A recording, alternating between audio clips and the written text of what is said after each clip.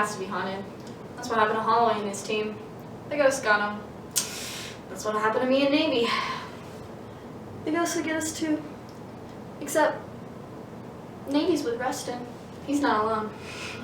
I'm alone. Why is it that ghosts always go for the people who are alone? In fact, I bet they're here right now. Just lurking. Might come with that one. Okay, Mr. Monster. I know you're there, and you're planning on eating me, and there's nothing I can do about that. But, I should warn you, I've lived for years on fast food, crazy fries, and more than a few polyurethane shakes. And I smoke a lot of weed, too. Got a pair of lungs blacker than road tar. My point being, Mr. Monster, I don't taste very good. Over out. Whatever.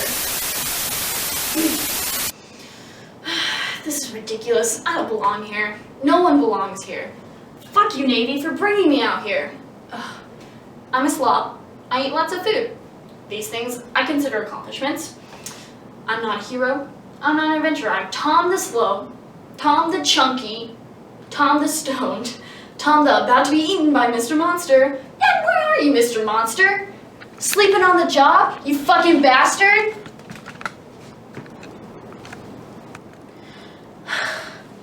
I'm sick. I'm freezing to death. I'm going. This is not fun. This isn't fair. You know, I think there's a game on tonight.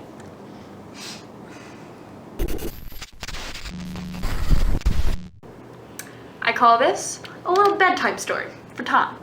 A long time ago, there was this captain, and he was sailing the high seas when one of his crew spotted a pirate ship on the horizon. Right before the battle began, the captain cried out, "Bring me my red shirt!" It was a long fight, but in the end, the captain and the crew were victorious. The next day, 3 pirate ships appeared. Once again, the captain cried out, "Bring me my red shirt!" And once again, the captain and his men defeated the pirates. That evening, everyone was sitting around, resting and taking care of their wounds, when an ensign asked the captain why he always put on his red shirt before the battles. The captain calmly replied, "I wear the red shirt so that if I'm wounded, no one will see the blood. That way, everyone will continue to fight, unafraid." All the men were moved by this great display of courage. Well, the next day, 10 pirate ships came. The men turned to the captain and waited for him to give his usual command. Calm as ever, the captain cried out, "Bring me my brown pants." Okay, so this punker gets on a bus and takes a seat.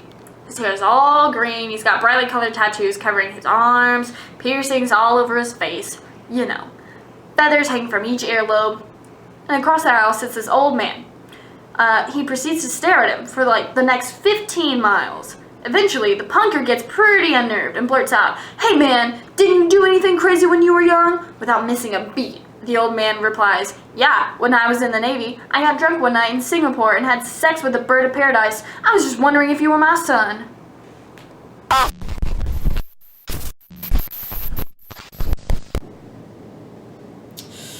I feel like I'm in a goddamn refrigerator. But, you know, what I want to know is, where's all the goddamn food? God knows I could use a fucking drink.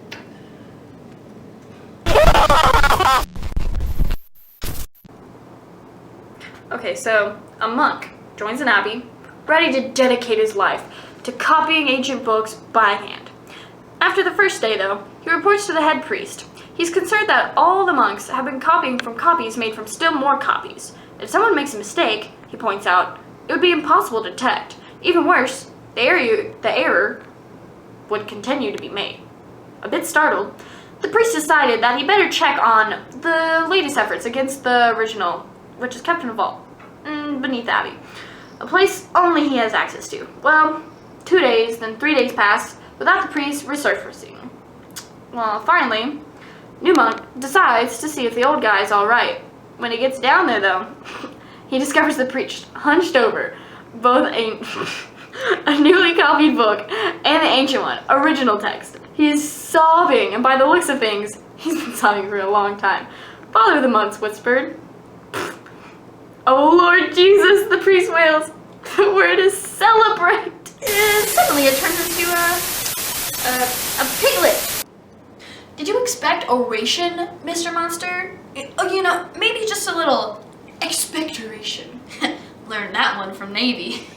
Oh man, Jesus, look at the size of that elephant. It could, Hey, Karen, I got a bit of munchies going on here. Do you think you could, order me a pizza? What? When the delivery boy comes to the door, just tell him to take it to the fat guy at the end of the hallway. You know, 2 miles down, on the left. Maybe you should come back. There's no maybe about it. Is there any lemon meringue or even this? Alaska rabbit. And then, there once was a poor man who walked around without any shoes. He had calluses all over his feet. One day, a rich man felt sorry for the poor man and gave him a pair of Nike sneakers. The poor man was very grateful. He wore the shoes constantly. But after a year or so, the shoes got all worn out and the poor man had to go back to walking around barefoot. But now, all of his calluses were gone. So his feet got all cut up and infected. And eventually, the man got sick and, you know, after they cut off his legs, he died. Yeah, I call that particular story Love, Death, Nike. A real cheer me up for Mr. Monster. All for you. Did you hear that? Yeah. And another thing. Fuck you, Mr. Monster. So, the 7 dwarves go to the Vatican, and when the Pope answers the door, Dopey steps forward. Your Excellency, he said, I wonder if you could tell me if there are any dwarf nuns in Rome. No, Dopey, there aren't, the Pope replied. Behind Dopey, the 6 dwarves start to titter. Titter. Well, are there dwarf nuns in Italy? Dopey persisted. No, none in Italy, the Pope answered, a little more sternly. A few of the dwarves now began to laugh more openly. Well, are there any dwarf nuns in Europe? This time, the Pope was much more firm. Dopey, there are no dwarf nuns in Europe. By this point, all the dwarves were laughing aloud and rolling around on the ground. Pope, Dopey demanded, are there any dwarf nuns in the whole world? No, Dopey, the Pope snapped. There are no dwarf nuns anywhere in the world. Whereupon the 6 dwarves started jumping up and down, chanting, Dopey fucked up penguin, Dopey fucked up penguin.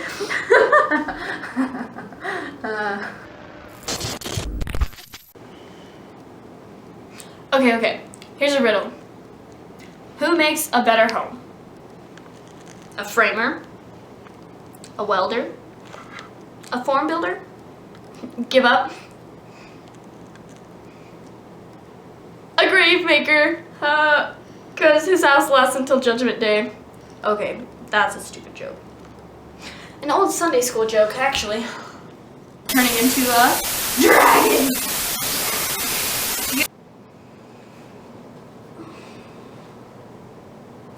Enough. Oh, God, I've had enough. Man, this is just not fair.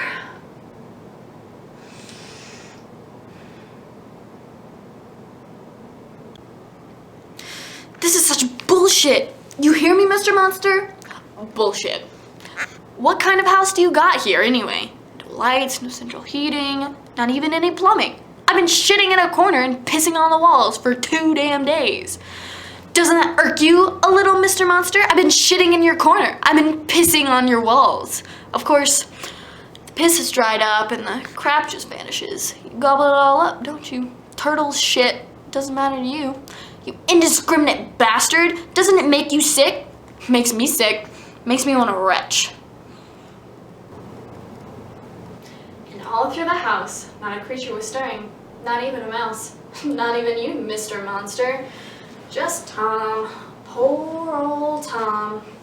Tom was doing an awful lot of stirring around that house. Until finally, he went stir crazy, wishing there was a creature. Any creature. Even a mouse. A sea urchin. Myself? Maybe. Are you down there, Mr. Monster? No. No way, no can do. Ugh. I've been in the shithole for 3 days, and now you want me to go down there? Oh no. No way. No way. Fuck. It turned into a woodpecker. Oh, and that's a snail. Fuck you, Mr. Monster. Fuck you. Yeah, fuck you. You are here, aren't you, Mr. Monster?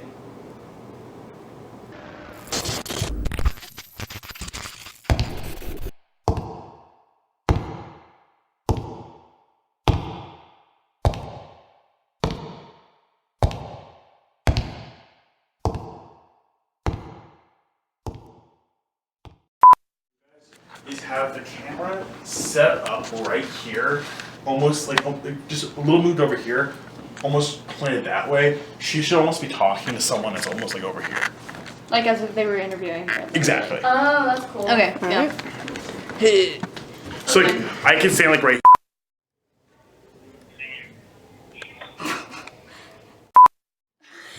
It's okay, we can do a couple shit takes. Shit takes. We can, Is that a thing? I didn't say that. You did it? Oh. I said we can do it. Okay, well then I can. No, I jump didn't in. roll you a real joint. Sorry. I'm so disappointed. Just look over here. Focus. I'll look at that sign. I was assuming, yeah. Yeah, I know, I'm trying to. Oh, that's attractive. Do